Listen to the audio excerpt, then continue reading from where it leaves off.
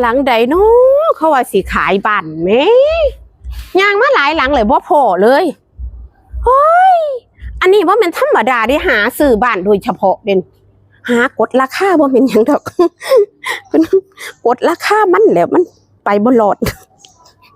ฉลาดบ่เจ้าว่าขายบ้านด่วนอุ้ยบ้านหลังนี้คักๆอันเจ้าของบ้านอยู่บ่เนาะกดออดก่อนเจ้าของบ้านอยู่ไหมคะสงสัยฟังอีสานบ่ออกหามันดิสงสัยคนไทยเจ้าของบ้านอยู่ไหมคะผู้ใดมากดออดบ้างหันครับฉันนี่ล่ะค่ะเป็นยังไงบ้านแนวไหนล่ะนี่ขายบ้านด่วนเอาคือสิด่วนแท้อ้ายเจ้าเดือดร้อนบ่เอาขายด่วนบ่ด่วนมันก็เรื่องของข่อยตัวบ้านข่อยบ่แม่นจังซั่นดอกข่อยถามเป็นหยังล่ะข่อยสิขายบ้านข่อยข่อยถามข่อยสิมาหาซื้อบ้านฮะข่อยมาซื้อบ้านเจ้ามาซื้อบ้านแม่นโอ้เด็ดฮ้อนแท้อ้ายข่อยแพ้เด็ดเด่นเจ้าอย่ามาหาต่อข่อยเด้อเอ้าคือสิว่ามือว่านมือเศร้านี่ก็มีหานึงมาต่อข่อยโทรมากับมาต่อข่อยมาที่นี่ข่อยบ่ไปต่อเจ้าดอกข่อยสมาสิต่อคนปากแดงๆคือยังเจ้านี่ล่ะไม่ยิ่งดิเอ้า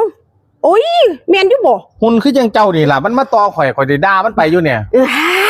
จะมาว่าปากแดงปากบ่แดงถอดผู้ใดมันก็ท่าได้เบิดละแดงบ่แดงนี่เจ้าจะมาโทษข่อยได้ศูนย์บ่เศร้าเนี่ยถามมันก็ดูเจ้าคือสิเดือดร้อนได้ขายบ้านเอา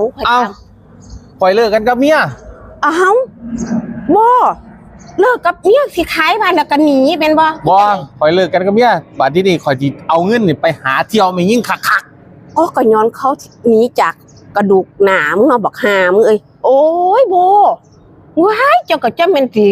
เจ้าเพียงว่าจงไว้ก่อนจะพึ่งไปเที่ยวข่อยบ่จงดอกข่อยสิขายข่อยสิเอาเงินนี่ไปเที่ยวกับไม่ยิ่งคักๆสิซื้อมันคักๆเลยไม่ยิ่งน่ะมันเป็นอีหยังที่ใดก็งามอ้ายข่อยแนะนำเจ้าจังซี่เจ้าเก็บไว้ซะก่อน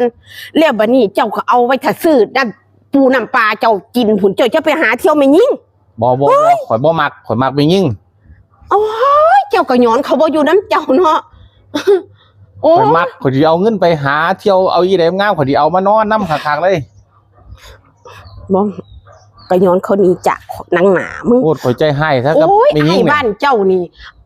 ราคาบ่ได้หลายเด้อ้ายเดี๋ยวนี้บ้านหลายข่อยไปซื้อก็มีแต่หลังถึกข่อยบ่อยากเว้าดอกอันหลังนั่นก็ขอร้องข่อยไปซื้อให้ซ้ำได้ฟรีฮะซ้ำได้ฟรีซื้อบ้านเดี๋ยวนี้ซ้ำได้ฟรีอ้ายโอ้เจ้าคือเว้าจังซั่นเว้าแบบเจ้าล่ะไอ้แง่นี่เจ้าคือเว้าจังซี่ข่อยหาซื้อบ้านกูบ่ซื้อแพงเด้เจ้ามาแต่ทางไหนนี่มื้อนี่เจ้ามาแต่ทางไหนโอ้ยข่อยย่างมาหาเจ้าโดยเฉพาะล่ะมันเป็นแนวใดแล้วหลังของข่อยเจ้าสิกล้าซื้อบ่นี่ข่อยซื้ออันเป็นจังได๋บ้านหลังของข่อยนี่เป็นจังได๋อันเมียเจ้าเขาได้นี่น่ะมันเป็นย้อนอีหยังเจ้าเฮ็ดอีหยังเจ้าบ่ทำการทำงานบ่เจ้าคือให้เมียหนีได้บ่หนีจังได้ข่อยต้องการมันบ่มี